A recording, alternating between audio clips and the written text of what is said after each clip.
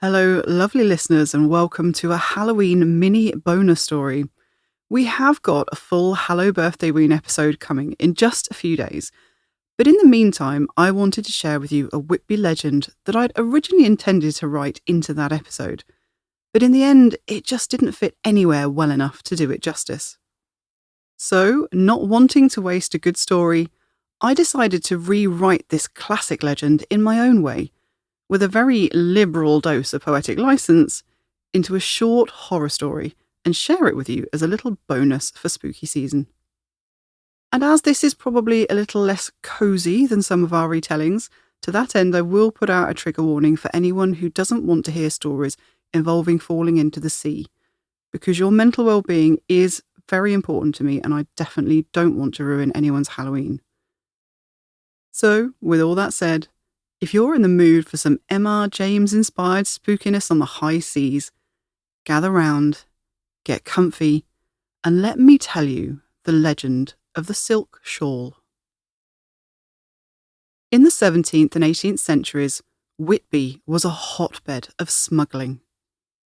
During these years, the Crown imposed extortionate taxes on imported goods such as tea, tobacco, brandy, rum, and silk, and even on items such as salt, an essential commodity for the fishing trade, which was the lifeblood of the coastal town. They were difficult times. It wasn't only the excise duty Whitby residents had to contend with.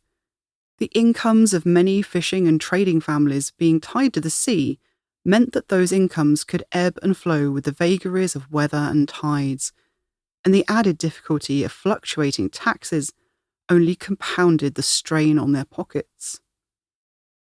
So many locals didn't balk too much at playing a role in the black market trade of goods being smuggled out of Whitby Harbour via a network of tunnels running under the town. They had to feed their families after all, and they didn't have much interest in lining the king's coffers at their own expense. One year, many residents of Whitby were having a particularly bad time at the whim of the Crown and of the North Sea. Salt tax was high, catches were low, and excise officers had been crawling all over the town for weeks, snooping around at the old ship launch inn and the wagon and horses up on Saltergate, trying to catch the smuggling crews in the act of transporting their illicit goods up from the harbour and out across the moors. So far, they hadn't caught anyone out, but the whole town was on tenterhooks. Families wondering when the next good catch would come in, when the excise men would leave, and where their next meal would come from if neither of those things happened soon. And it was these circumstances that drove Francis Swales to murder. He had never thought of himself as a man capable of murder. After all, he loved his wife Mary very dearly, and he just wanted to provide for her, but the catches weren't coming in. The extra bit of money he'd been making on the black market to tide them over had dried up. None of the smuggling crews were operating right now with the excise officers creeping around, and he was running out of options. Francis spent a dour evening in the old ship launch inn, dousing his sorrows with a mug of ale, and wondering what he was going to tell his wife, when Jack, that ratty-eyed little fella that ran errands for the smuggling crews, caught up with him outside, hissing his name from the shadows of the narrow alley. "Got a job for you if you want it," he said. At the time, that was all Francis thought he wanted to hear, so he readily agreed. But he would live to regret that decision. Apparently, with the black market connections scattered to the winds after the visits of the excisemen, and no deliveries forthcoming, some of the smuggling gang had decided to take matters into their own hands and branch out into piracy. And so, against his better judgment, Francis found himself one chilly night climbing the rope ladder of a strange ship, the choppy sea below him cast into a midnight black void by an inky, cloud-blotted sky. Deep down, he knew this was a bad crowd he'd found himself with. It was one thing cheating the crown out of taxes, or even stealing from this richly laden ship. That captain with his fancy outfit and those ridiculous shiny boots could no doubt afford the loss. But he hadn't really let himself believe that anyone would get hurt until now. His stomach dropped as he realised that, even if he hadn't admitted it to himself, the gang's plan all along was for no one on the ship to be left alive, so no one could tell the authorities what had become of the Eagle Cutter and her crew. One by one, the ringleader sent all hands of the Eagle Cutter over the edge of the ship and into the icy depths below to find their graves on the bottom of the North Sea. Francis was frozen, complicit in his inaction, realising too late just what he'd got himself into, and that he had no stomach for murder. And then, to his horror, they brought out the captain's wife, who had been travelling with her husband on the ship. What was wrong with him? Why did he just stand by and watch? Why didn't he bargain for her life? What kind of a man was he? Well, he knew the answer to that, of course, because if he did, he'd swiftly be following her to a watery grave. This crowd wouldn't tolerate any weakness. In a last desperate plea, just as she was being dragged past Francis, the captain's wife made a last bid for mercy and clutched at him as they went by, looking him straight in the eyes, her expression pleading, "Save me." For a moment he gripped her shoulders, feeling a flare of determination to do the right thing. But a sharp bark from a burly henchman jolted him out of it. The captain's wife saw the flicker of resolve in his eyes go out, and she knew she was done for. As she was pulled away to meet her fate, the silk shawl that she had been wearing fluttered to the ground at his feet.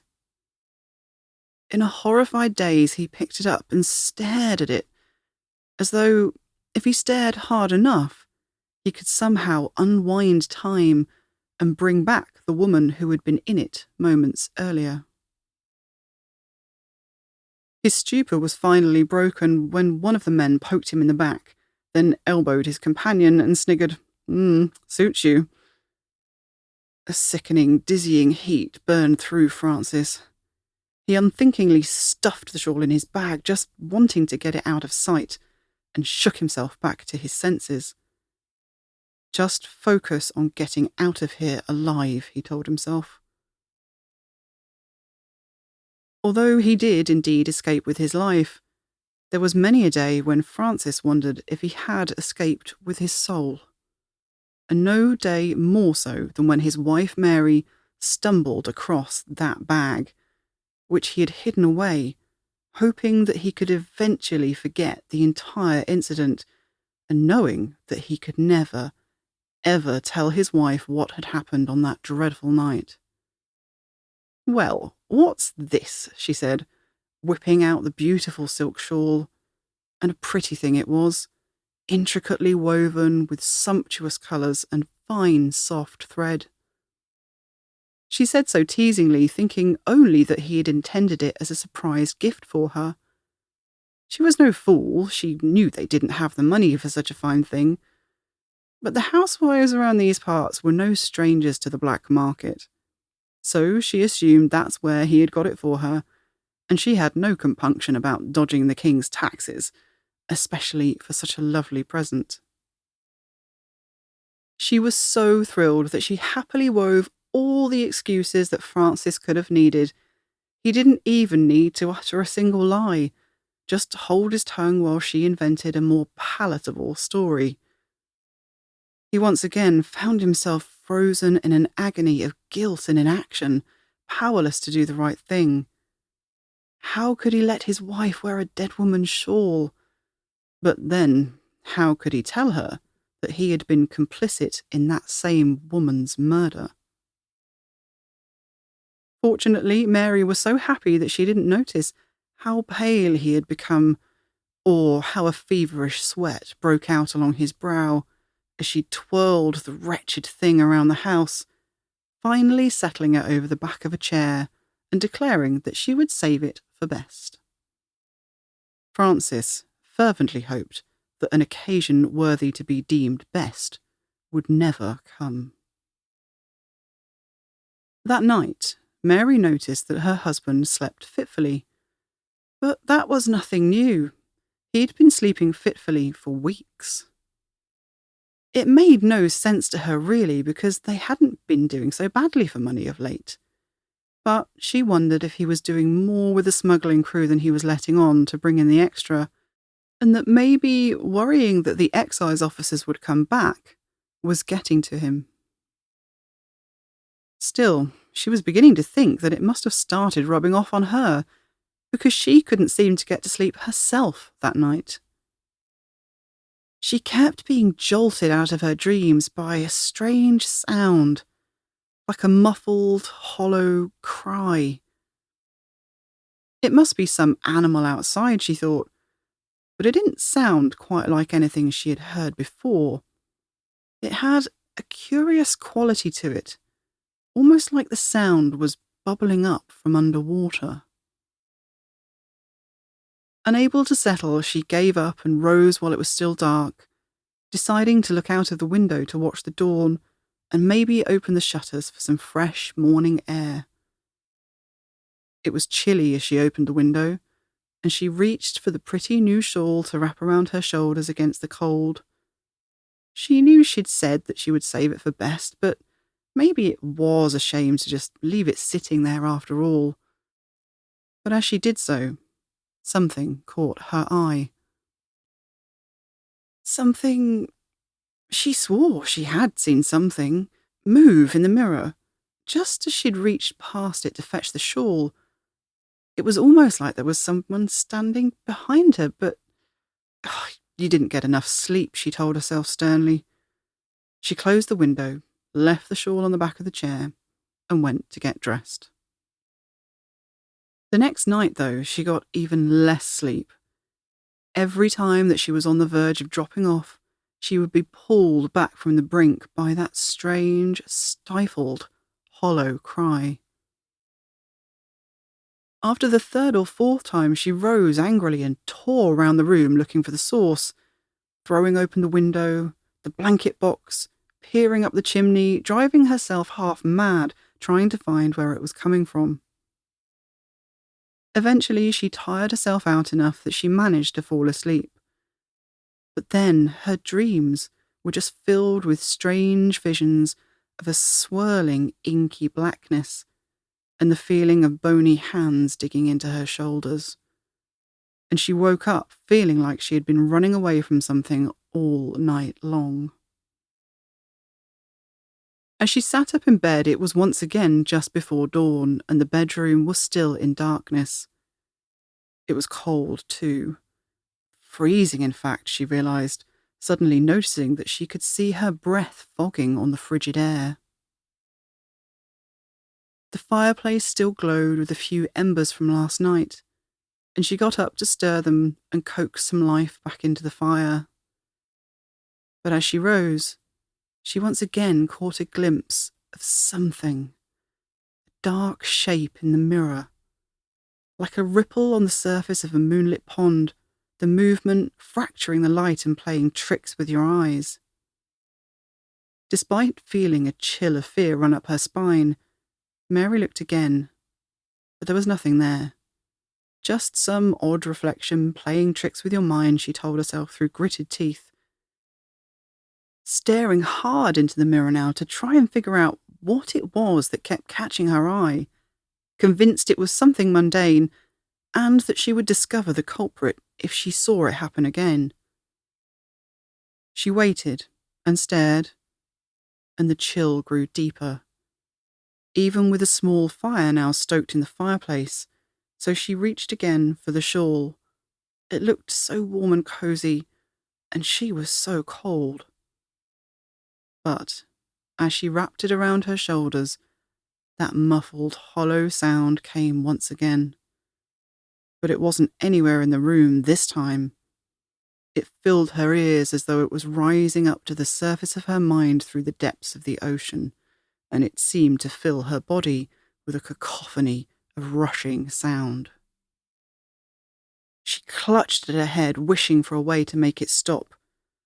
Her sudden movement reflected back at her in the dark mirror, making her refocus on the glass again, but this time it wasn't only her image that she could see. Eyes wide, she peered at the glass, heart pounding. And behind her own shocked reflection, another face stared back. For a moment, both sets of eyes locked. And then the other thing in the mirror moved, setting an undulating wave of darkness swirling around the glass and making Mary's head whirl with dizziness. She couldn't tell if, whatever the thing was, it was in the room with her or behind the limpid pool of the glass. She tried to regain her balance, but something grey and shriveled and sunken-cheeked was rising to the surface of the inky black glass as though emerging from the depths of a swirling midnight ocean. With a sound like a sucking, rushing hiss, it rose, quickly now, reaching out spindly, cold, wet fingers. Mary felt their icy dankness as they pawed and plucked at the fine silk shawl around her shoulders. Francis was awoken from his drunken torpor by the bone-chilling screams of his wife and an acrid smell of smoke. Leaping from bed, he saw the silk shawl half in and half out of the fireplace, flames licking along its edge and sending a pungent grey smoke into the room. Mary was frozen in place, halfway between the mirror and the fireplace, her face a greyish white and twisted into a rictus of horror. No matter what Francis did, no matter how hard he tried, he couldn't bring Mary back to her senses. He didn't know what had happened, but, seeing the shawl half burning in the fireplace, he felt deep in his bones that he had brought a curse back with him on that terrible night. This was his punishment for standing by while an innocent woman died. But, why? Why did it have to come for his poor Mary? Why did she have to suffer for his crimes? In a fury, he stuffed the wretched shawl fully into the fireplace and watched the flames eat away at it, hoping that the fire would eat away the curse too. But it was no good. His wife never did recover from the terror she had experienced that night. And sometimes, even years later, while he lay sleepless and guilt-stricken in the small hours, he would hear a strange, far-off sound, like something bubbling up from underwater, and a hollow, muffled cry. And he would close his eyes tightly so that he couldn't see the dark shape swirling and rippling across the inky glass of the bedroom mirror. I hope you enjoyed my little Halloween offering. Although this is based on a famous legend from Whitby, this is definitely my own retelling of the tale. In the original, the pirate was merciless, snatching the shawl from the poor woman and gifting it to his wife with nary a dent in his conscience. I, however, think that things are never quite that black and white, and decided to explore another angle. The names of the characters I have completely added in myself for the sake of storytelling. Many of you probably noticed that I borrowed the surname Swales from Bram Stoker, who in turn borrowed it from a real gravestone in Whitby's St Mary's Church. Maybe in a way it's kind of continuing a tradition. The Eagle Cutter is the name of a real ship, although it was not attacked by pirates, but it did appear in a record from 1790 of a smuggling operation involving 6,000 gallons of rum and brandy. The old ship launch and the wagon and horses are real inns, which you'll be hearing much more about in the next episode. And finally, I followed in Bram Stoker's footsteps again and borrowed the first names of our ill-fated couple from a real gravestone.